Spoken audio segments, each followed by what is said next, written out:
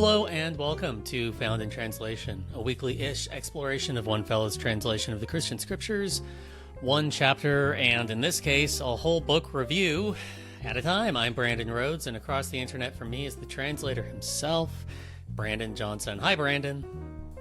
Hi, Brandon. Our returning guest co-host today is Kalie Hargrove, who has she, her pronouns. Kalie is a writer, theologian, and activist who lives in the greater Atlanta area with her partner and 2 kids. She's been part of LGBTQ plus activism, bringing awareness of the legalized discrimination queer and trans students face at religious universities. She received her Master of Divinity from United Theological Seminary of Twin Cities. Kalie is director of digital outreach at the Center for Prophetic Imagination, which seeks to connect the intersection of socio-spiritual discernment and radical justice in our world. Welcome back, Kalie May. Thanks for having me again.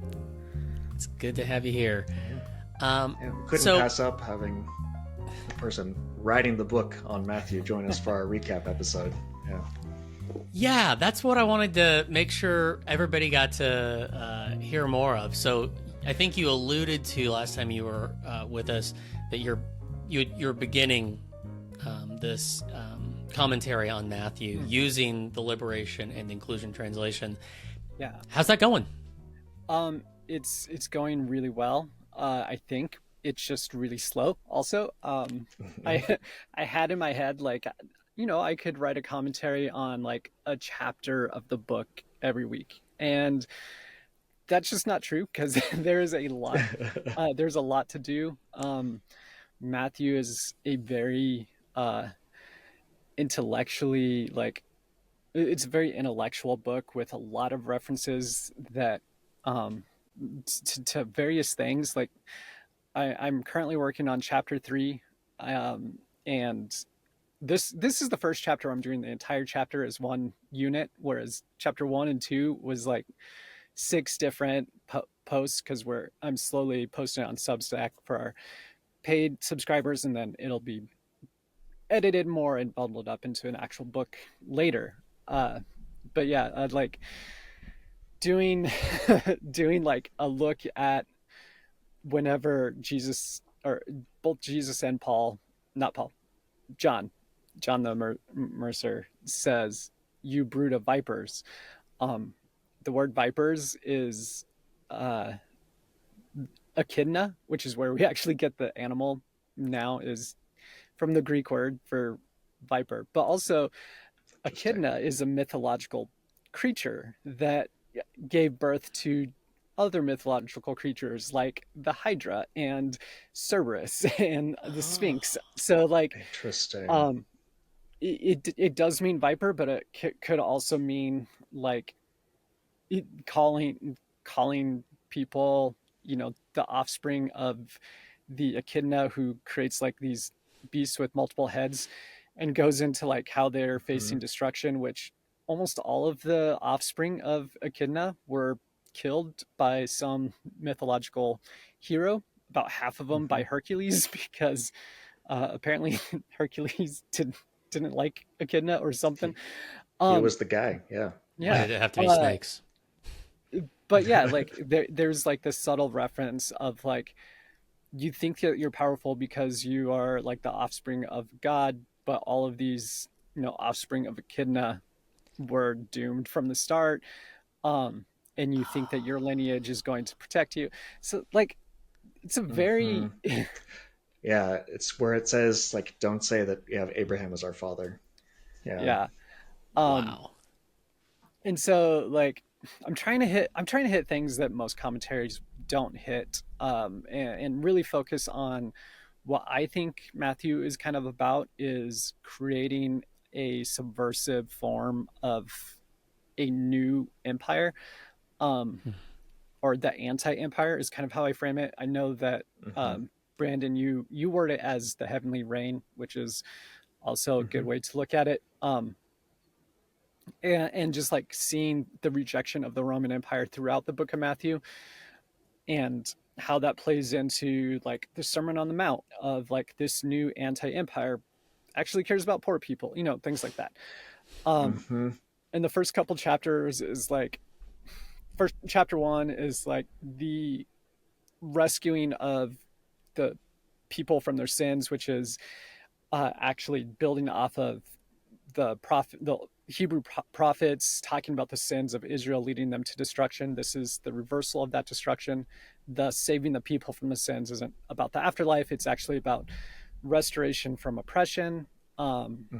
Chapter 2 has a lot about Herod and how Herod is like that compromise between the empire and the Judean people, and how Herod is an illegitimate king, and ultimately is an evil person and chooses the way of Pharaoh to attack children, which, by the way, like really point out, if you, the worst villains of the Bible go after children and harm children. And so if you want to know who the bad guys are in our world today, is you look at the people who have power and maintain that power by targeting children. And we're literally recording this on the day that the Supreme Court ruled that the Tennessee trans care ban for minors can stay in effect. So like, it's, some of this stuff is really hitting home because we do live in an empire that is upholding its power through the targeting of children and acts of violence against children, because denying healthcare to a child is an act of violence, and that has to be recognized. So yeah, Matthew has a lot to say that I think really applies to our world today, because Matthew is really dealing with how do we go about dealing with being under an oppressive empire. So that's really what I'm trying to focus on. Well, thanks for the update on the translation, or excuse me, the commentary work so far. It sounds like it's got you energized and amped up for this like finale episode here.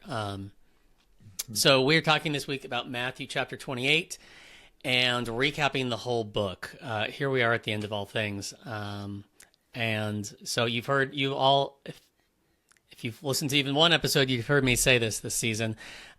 We are doing this whole season with this particular focus on reading it from a context of authoritarianism in the United States. We're reading it as a text against authoritarianism in its own day, written under imperial occupation and among neighbors who are still trying to detangle themselves from domination games among themselves. So if you haven't had a chance to read Brandon's Liberation and Inclusion translation, there's going to be a link in the episode notes, and we're going to have it up on the screen if you're watching on YouTube. And as always, do not miss out on the footnotes.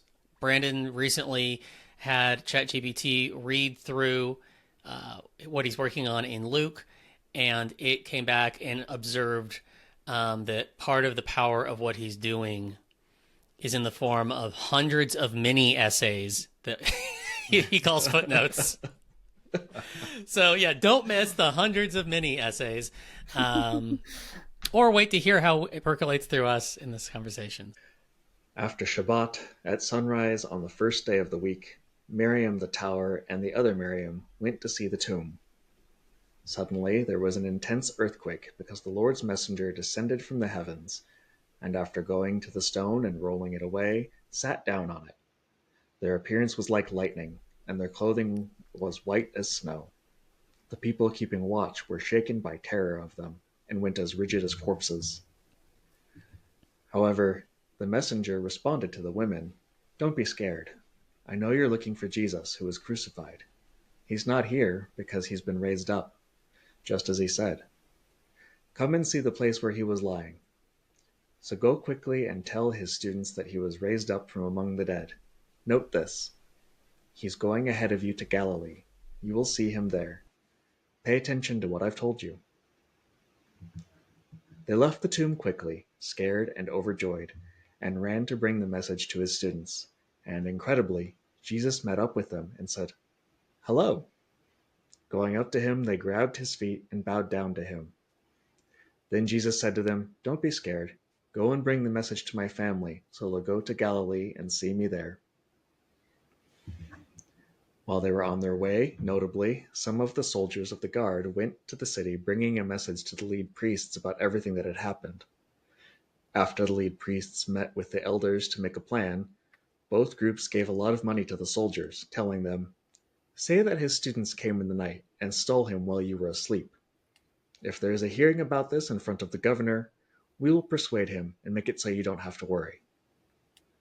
So they took the money and did as they were instructed, and this is the explanation spread among the Judeans to this day. Meanwhile, the 11 students traveled to Galilee, to the hill where Jesus had arranged for them to go. When they saw him, they bowed down, but some hesitated. Jesus went up to them and spoke with them. He said, "All authority throughout the heavens and the earth has been given to me. So go and train all people groups, immersing them in the name of the Father, and the Son, and the sacred life breath, teaching them to observe everything that I have directed you. Look, I am with you every day until the completion of the age." I really am growing to appreciate through the process of reading through such a focally anti-authoritarian, anti-people who claim power through just claims to violence, how much the resurrection is deconstructs their power and breaks it. Like the power of empire is really does reside on the force of violence. And publicly lynching and executing people or disappearing them in our day, to take away, to say, actually, death, the worst you can do doesn't have the last word. Right. Feels good. It makes the hope a bit more vivid and near term. Yeah, this was one of the things that really helped me start to leave evangelicalism was the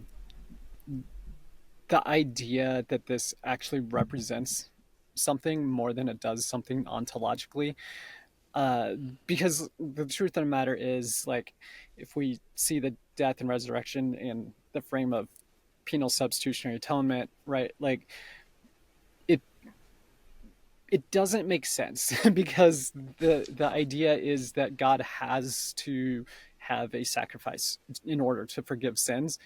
And if that's true, then God is submissive to a sacrificial system, and thus God is no longer God. Whatever that sacrificial system is God, or whatever created that. So if Jesus didn't have to die, then there has to be a reason for it. And because it's that type of thinking, recognizing that, like, Jesus was about creating a new way that is subversive to power dynamics of violence. That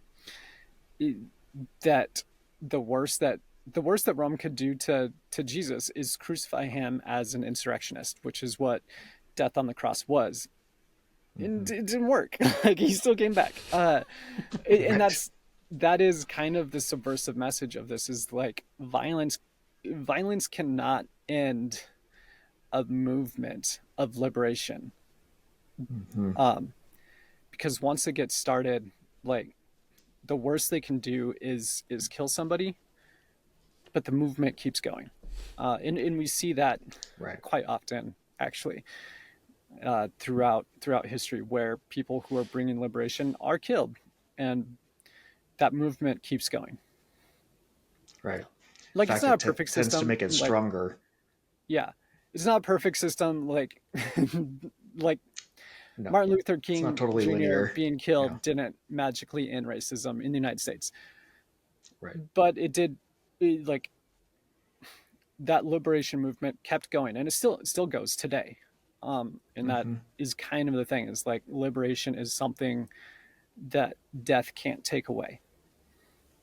Right. Yeah. Yeah, that makes me think of, I mean, there's so many different elements of it. Like, it does so many things. Like, when someone like Jesus is killed as an insurrectionist, like, it just exposes really the weakness, how scared those in power are of someone like Jesus who's totally peaceful and saying, actually, y'all are worth just as much as Caesar, right? Like, Yeah. and that's terrifying to someone like Caesar or Herod, right? Um, and And yeah, we still see that today. There's a reason why the current administration silences people that don't follow along with what he once said. Like, there's a reason why mm-hmm. even petty things like the Gulf of Mexico, right? Like not To the letting Gulf of AP, America, yeah, yeah, not letting AP be a reporter in the room. Like, that's petty, but at mm-hmm. the same time, like, that is the type of fear that Yes. dissent puts in them. It's why a pastor speaking out against Trump during, like, when he first became president was so effective, was because she's spoke, like, it was a non-violent thing, but spoke truth to Right. power, and it shook them. Like, Mm-hmm. these things are like big deals. And in that case, she wasn't even going full like John the Immerser, like No, not. you trash No, it was bags, very you gentle. freaking trash bags. Yeah. It was like, hey, be merciful. People are scared as shit, Mm-hmm. and that's Yeah, still it was a plea, not a yeah. condemnation. Yeah. Yeah. And it triggered something really profound in that it's authoritarian instinct among a lot of MAGA world, and including those who claim the same religious tradition as us. This Jesus thing, like, I don't know, calls to mercy are never something to be scared of. It seems to be kind of the thrust of the goddamn gospel. Yeah. Yeah. Like, there's a reason for 2,000 years people have said, Christ have, Lord have mercy, Christ have mercy. Like, Mm-hmm. that's kind of been central to Christianity. But Yeah. apparently empathy is now a sin. So, mercy would also be a sin. Right. That's just where we are today. Yeah. Yep. It's disheartening, but this chapter is all about how it doesn't have the last word. So Yeah. I'm curious if there too. these weird like tales in verses 2, 3, and 4. In all of y'all's research, is there what the hell's going on there, and what could it mean through this like anti-empire lens? Because it's just what the hell to do with it? So, I haven't got to chapter 28 yet in my commentary, but this is an idea that I have on the back burner for when I get there to look into more. There is seems to be at least a little bit of imagery here with the book of Daniel. I want to say chapter 7, when it says the Lord of Armies takes up his place, and it does talk about appearing white as snow. It's a little bit different because this is the messenger. It's not God or Christ who is showing up as white as snow. But I still kind of think it keeps the same imagery because, again, Matthew really does see Jesus as the fulfillment of that promise in Daniel of the Son of Man coming on the clouds to the throne of God, and taking up that position. So I think that this is possibly just another reference to Daniel to say again, this is God's way of rescuing the people from oppression. That's my initial thoughts on some of the imagery that's going on here. Cool. Yeah, absolutely. Like, and this is like what's more traditionally translated as the angel of the Lord, which in Hebrew Bible stuff, there's a real blurred line between God and the angel of the Lord. Yeah. It's not necessarily two distinct things in the Hebrew imagination. Yeah. To the point where it's like it literally interchanges the messenger and God, like most of the time. Right. And you get things like Samson's parents are like, we're going to die now because we've seen the face of God, when the text said that they saw the angel of the Lord. Right. So it's, yeah, that Daniel 7 reference fits with kind of what I'm seeing as the chiastic structure between 28 and 21, or not 21, chapter 1 Yeah. already. Like, we tend to quote the couple of verses like the Son of Humanity coming on the clouds from Daniel, and don't go down verses later where it's explaining the meaning of it. And in the explanation, it doesn't talk about an individual anymore. It talks about the people. Yeah. And so I see that as like kind of exactly where this is leading. We've seen the story of Jesus that's now leading into the Great Commission here in chapter 28, where earlier in Matthew's talked about you're going to do even more impressive things than what I'm doing, right? Like it's not really about me. Like, I'm passing on the baton. Now it's for all of you. You collectively are now the Son of Humanity, doing this work, taking up and it really is talks about the reign of the people at that point, and where it's coming back to that sense of what's terrifying for emperors is like, oh no, the people have just as much authority, just as much value and worth as the person who wants to sit on top of the pyramid. And yeah, that parallel with chapter 1 is the genealogy that leads up to Jesus, with this 6 sets of 7 that we talked about when we were talking about that chapter, that leads to Jubilee, but it's not the 7th set, right? The church is the 7th set. This Great Commission is leading us into moving toward the Jubilee as the final stretch. And the Jubilee is debt forgiveness. It's resetting, releasing everyone who's held in slavery to freedom. It's completely upending all the systems of oppression and resetting. I don't know. That sounds a little bit too woke right there. I know.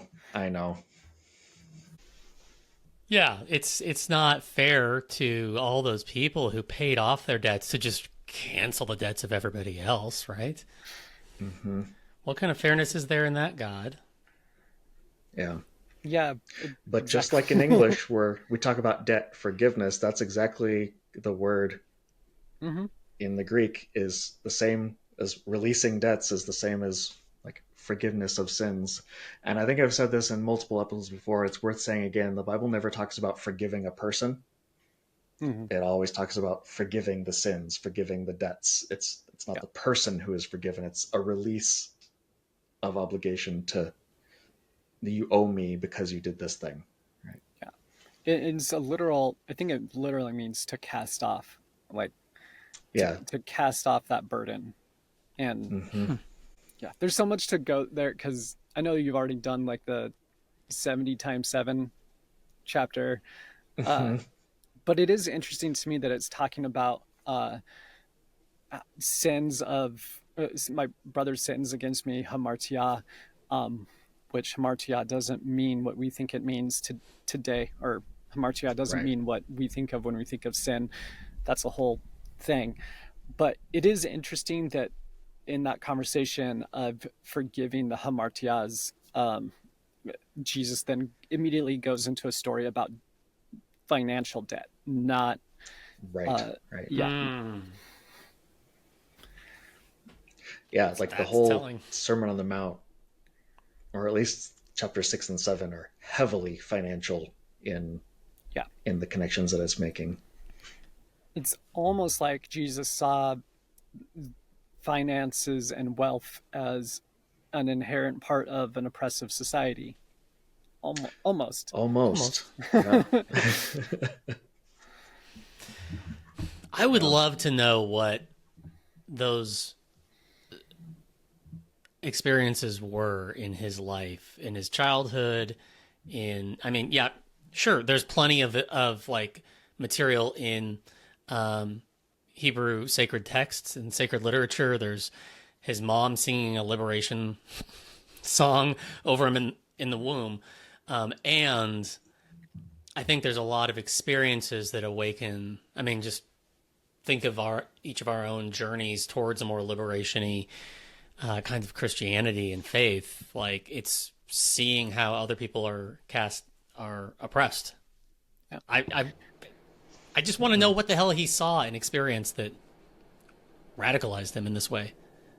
The narrative of Matthew, right? The Zoroastrian priests show up and give him gold, frankincense, and myrrh, which are expensive things. And so in theory, his family has money, right? But then they have to flee to Egypt, and then aren't ever able to fully come home. They end up going back to Galilee. I mean, there's a really good chance that in fleeing, according to the narrative, because we're not necessarily going into whether or not Herod killing infants was a real thing, but it is part of the narrative.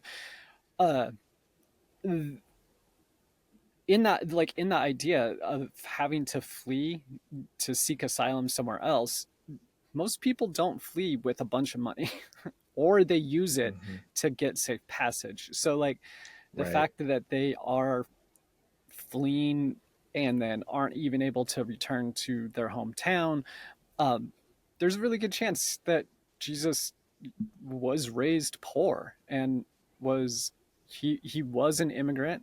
He was an asylum seeker.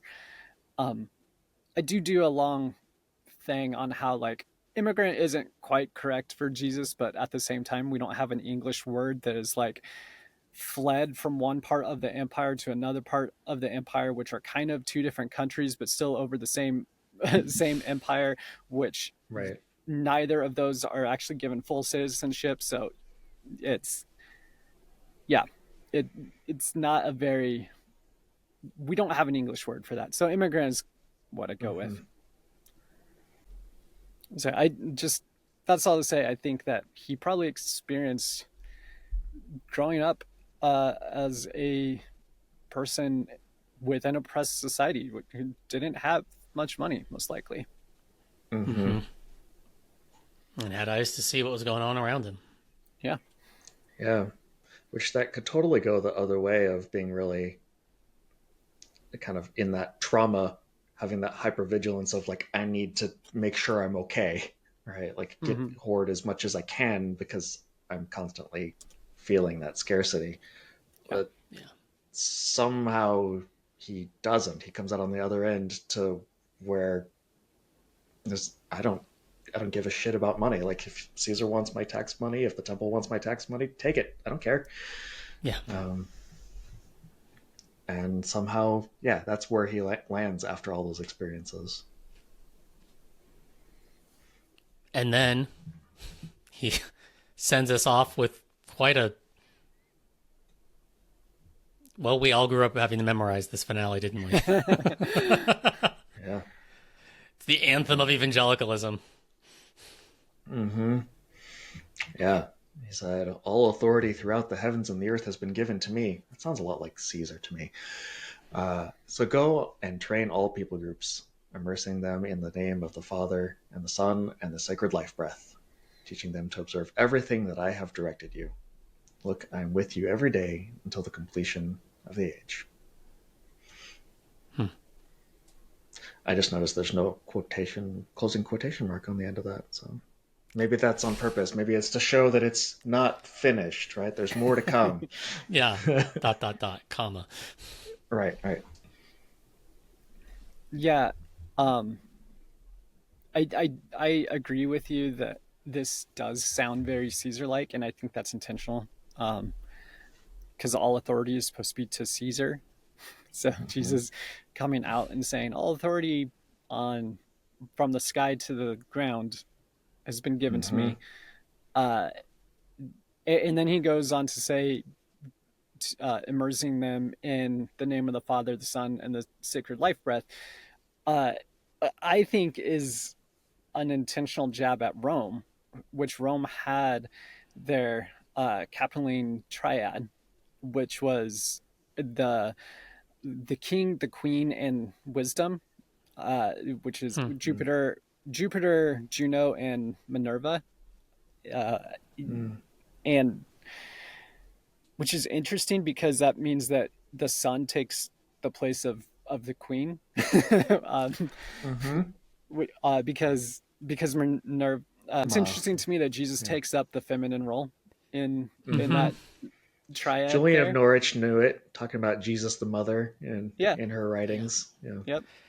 And a lot of Sophian Christology, like associates wisdom both with Christ and with the Spirit. Yeah. So there's all kinds of ways that rolls. Yeah. But yeah, just taking that and being like, Rome's power comes through their triad. I have power, and you're doing this through what we now call the Trinity. And as far as I know, and that's going as much as a search for a blue letter Bible. This is the only verse where Father, Son, and Holy Spirit, or Father, Son, and Sacred Life Breath show up in the same verse. So like, that's really interesting to me that there is no other time in the New Testament where the three of these are listed just all back to back to back. And yeah, like I said, I think it's a jab at Rome, and the fact that he's the only one that's doing it, and he is writing specifically as a subversive text to Roman power, kind of makes sense. And then we developed the idea of the Trinity from there. Which could just be a misunderstanding of a jab at Rome, but whatever. This text has been so easy to. I'll speak for myself and say, as I began to understand the legacy of colonialism with the church, the legacy of missionaries following soldiers or preceding soldiers for the American Empire going into Latin America and things like that, and being kind of participant, or into the American West, the role of the missionary instinct or legacy in the church is really screwy and gross. And I'm still trying to figure out how to claim something beautiful in this Great Commission, because it's been so heavily used by people who have a incurious attitude towards other religions and have a robust sense of argumentation against other metaphysics of indigenous spiritualities or Hinduism or whatever, that we need to send missionaries to convert, but have no sense of sending missionaries to convert people away from the gods that Jesus actually talked about, like mammon. There's no sense of detangle people from these fucked up systems that kill people, which is what the gospel is going out and sending people to do, instead of win-lose arguments with other ways of trying to be warmed by the holy. Come on. Yeah. Well, right. I think that it's interesting, and honestly, there's not enough history for within Western knowledge to really back up too much of what I'm about to say. But it appears that the Syriac Church, which in the first couple centuries, there was the Roman Church, the Greek Church, and the Syriac Church. Syriac Church mostly went east, moved into Persia, which was still around in the first couple centuries, and then eventually into India and into what is now China. The type of Christianity that existed in those parts weren't heavily focused on converting people. It was a lot more about existing alongside people, and which is significantly different than the other two branches. And I think that a lot of that has to do with kind of the way that this is understood. The book of Matthew, in my opinion, is supposed to be about liberation for all people, not conversion of all people. and we kind of see that, like in chapter 3, whenever John is like, the axe is at the root, like being attached to Abraham is not going to save you. That should be an indication to us, like, your religious tradition is not the thing that is actually important here. It is actually the liberation for all people. Because your association with a God isn't the thing that's is going to be the one saving you. It's changing your mindset about an oppressive empire. And we've taken a message of liberation and turned it into a message of colonization. Yes. Right. And part of that taking the Caesar path, not the Jesus path. And part of that is almost intentional, I want to say, because I mean, to be fair, I grew up in the independent Christian church, and we grew up believing like the first century church was the only one to ever have done it completely right, which is not true, and I understand that. However, I do think that there are some things about the earliest church that were probably better than any other time. And one of those things is like the first church wasn't Romanized, but it became, but the church as a whole became Romanized very quickly over even the first century, as people didn't want to be, killed off by Rome. So they needed to try to accommodate Rome a little bit, but Christianity quickly became a Romanized religion, and it wasn't Christianity necessarily changing Rome from the inside. It was Rome changing Christianity, and to the point where Constantine saw it as a politically advantageous decision to become a Christian. Like, you aren't going to get that if Christianity maintained its anti-empire point of view. So this story, I think, probably was co-opted incredibly quickly. Yeah, I think that's true. Yeah, all authority being given to Jesus can quickly be seen as to us, because elsewhere in the canon it says, all authority that has been given to me, everything that the Father has given to me, I give to you. I think it's in John.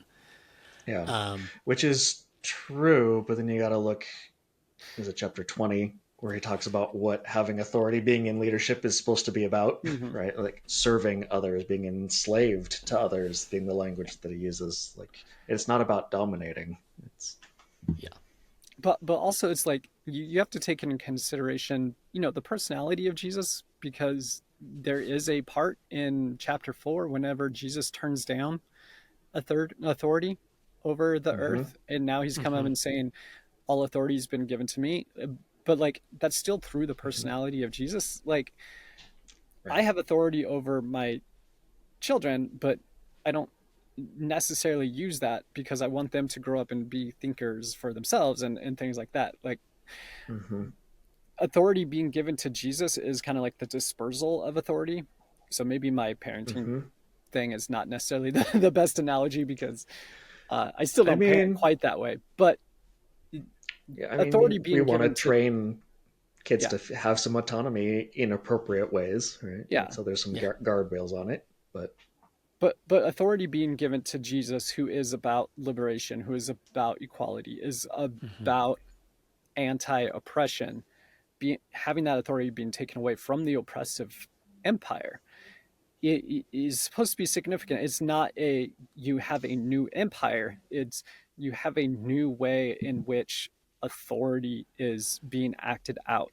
A way it's almost anti-authority, because authority was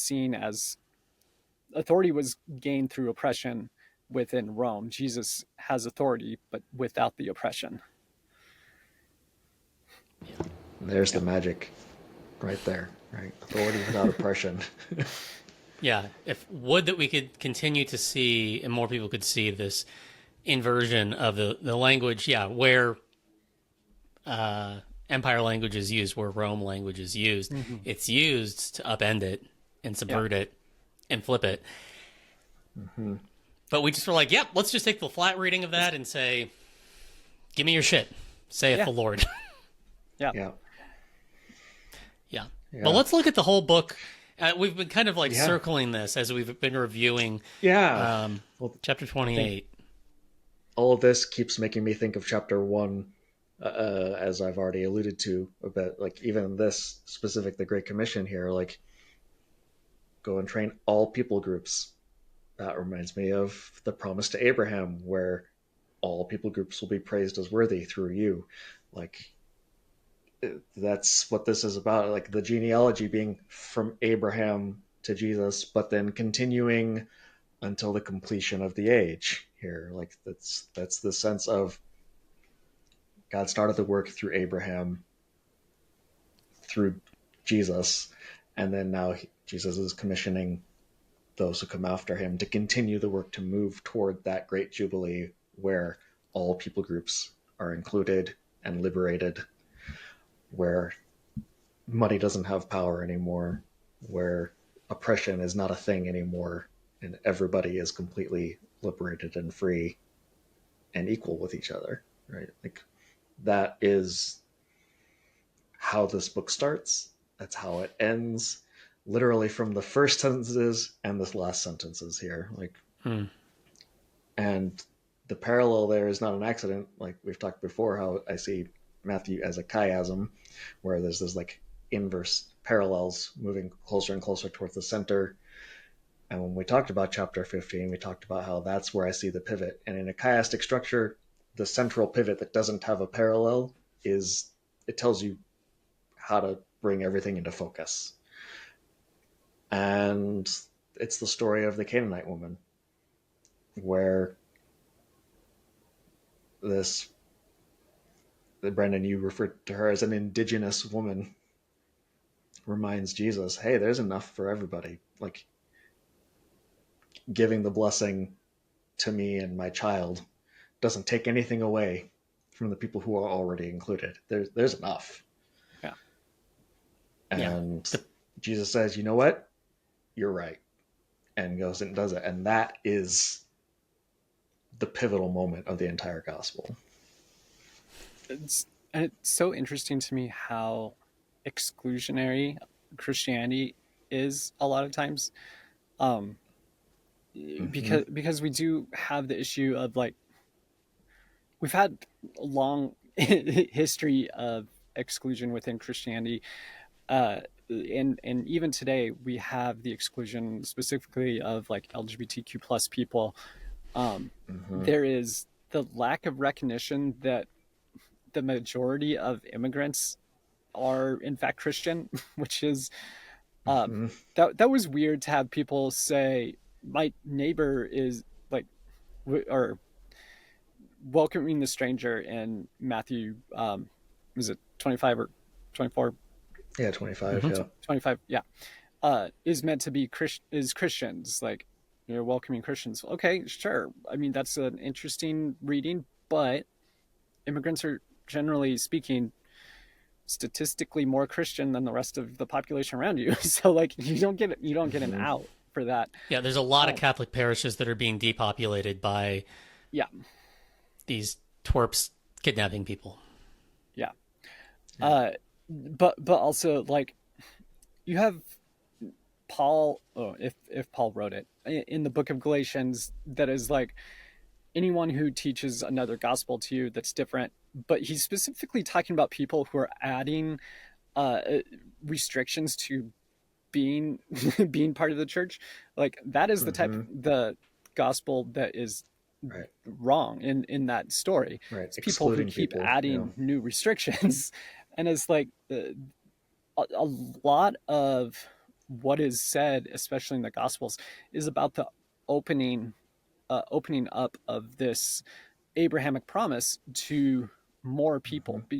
And I think part of that is because of the recognition that, like, there's an empire that literally is trying to oppress everybody, and recognizing that liberation should be for everyone. And these people in the first century are dealing with that and recognizing the class consciousness that people have with other groups of people within an oppressive environment. Mm-hmm. And then we just have Christians trying to add more and more requirements to Right. say who can be in and who can't be. Like Yeah. that's not the point. That was never the point of No, yeah, this stuff. yeah. Galatians Right. isn't trying to. Paul isn't into how can I earn my like ticket to heaven or out of hell. It's Yeah.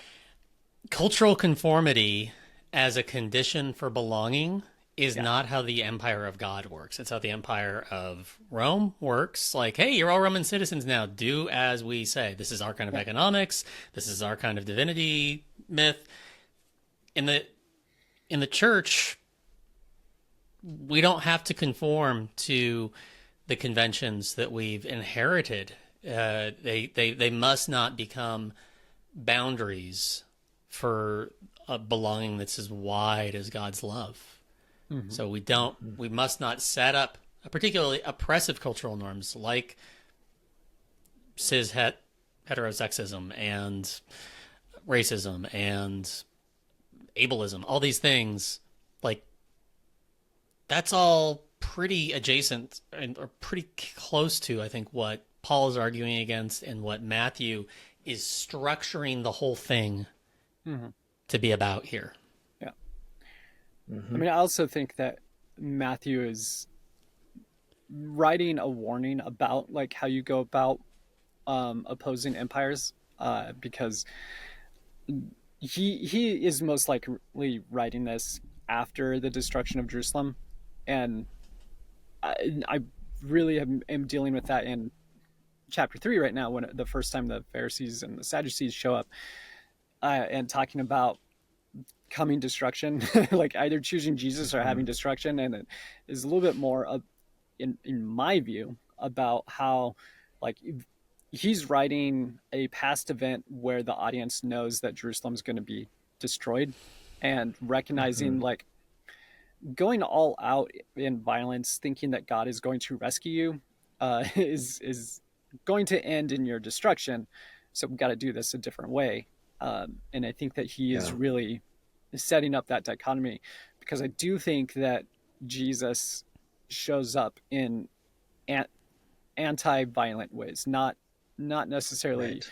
pacifism or nonviolence, but intentional acts of ending violence. Which, if that means clearing the temple, which is kind of an act of violence in a certain sense, but it is also disrupting an oppressive, violent system that had been set up there. Yeah, I think that Matthew is kind of laying out how do you go about subverting an empire, because if you're just going to rely on our God is the right God and we're going to be saved, like you're going to end up like Jerusalem. But again, this is writing to a first century audience. You're not going to beat Rome. It's kind of what he's dealing with. Right. Yeah. Yeah, and how you respond to the violence of Rome matters. And Yeah. Yes. throughout Matthew, I've seen tons and tons of things that remind me of Deuteronomy. The blessings and the curses in particular. I see the Beatitudes followed up with the Sermon on the Mount as corresponding to the blessings, and then Matthew 23 being the curses, followed up by 24 and 25. The Olivet Discourse there.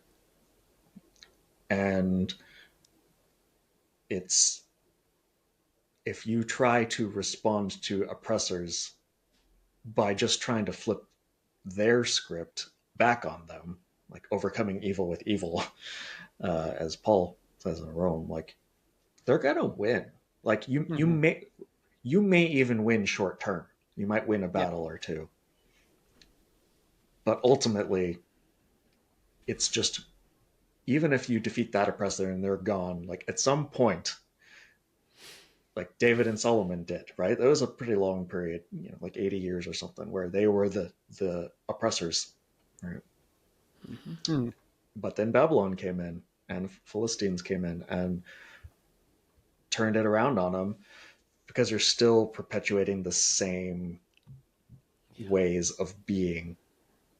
that create that kind of world. And Beatitudes are completely the opposite of that. And Matthew 24 and 25 are saying, endure in that no matter what other people are doing. Think long term, not short term. How do I force this to change right now? But how do I stay faithful to this way that looks like the Beatitudes and transform the whole world little at a time? It's very slow work. It takes a lot of patience. But if you can endure to the end, that's it. Like, that's what it takes. As much as I like the band Motionless in White, and they have a song about fighting fascists, like it's literally about killing fascists. There's a line in it that says, flip the script and oppress the oppressor. Like, it sounds nice. Ultimately, like, that doesn't work, because then you just become the oppressor. Like, the actual way to fight oppression means ending it. With that said, I still love that song because it's a nice way to get anger out about fascism in the United States. And they released that album 2 years ago. A little cathartic. Yeah. Yeah. It's as if there's something about us as a species that we're so acclimated to this domination game. Yeah.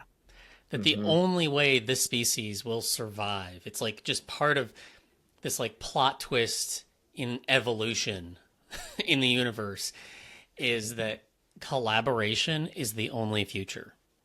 Playing together nicely is the only future. You can coerce regime change somewhere. The nice guys are not going to be next in line to take over. Yeah. Right. Yeah. Right. And like, also, they're going to go after you. Yeah. And we've seen that throughout history. Like, I would ideally live under a communistic society. The issue is that is ripe for having authoritarian gain power if not done correctly, and that's what we've seen. And so, like, we haven't actually seen, communism lived out in the world, because communism inherently doesn't have hierarchy, but authoritarianism has been able to use those movements that have sought to end hierarchy to create just a new hierarchy and oppress people in new ways. But I will say, like, since we are moving more towards authoritarianism, I mean, at least Russia has free healthcare. Like, I feel like we're getting Russia, but without free healthcare. Yeah. It's actually just a lot of vodka, but I mean, I'll take it. It's better than what they're giving us. Oh shit. Yeah. Oh shit. So what is the Great Commission then? Like, what are we actually doing here? I mean, the Great Commission is supposed to be liberation for all and the end of oppressive authority. Like, Matthew keeps flipping Roman ideas on its head to say, like, this type of thing is wrong. And, go into the world and bring liberation in non-oppressive ways. We're really bad at that. Oh, are we? Are we ever? Yeah. Just kind of got the image of, like, the Roman legions going out to bring peace through domination and control. I mean, peace meaning no resistance. Whereas, the Great Commission is go out into the world to actually liberate and free everybody by teaching them this way of refusing to dominate others and helping each other out, mutual aid, living in with the mindset characterized by generosity, or as Romuald Kimmerer puts it, a gift economy. reciprocity rather than scarcity and hoarding power. Yeah, it's not about making more Christians, because that's not really what existed back then. It was people having a hunch that this Jesus way is the way forward. It's a way of healing and mercy in life, which is often like making Christians conversion in that sense can include that. But if that's the goal, you're putting somebody else's cart again ahead of the horse here. I'm still in a like place of trying to learn at a kind of interfaith way. What does it mean to hold on to the particularity of this hunch that, like, as a Christian, ultimate reality, source of all life, looks like Jesus and is in some way a harmonious community that's the best of the Trinitarian tradition. I love the idea of, like, let's experiment as if those hunches and those stories are true.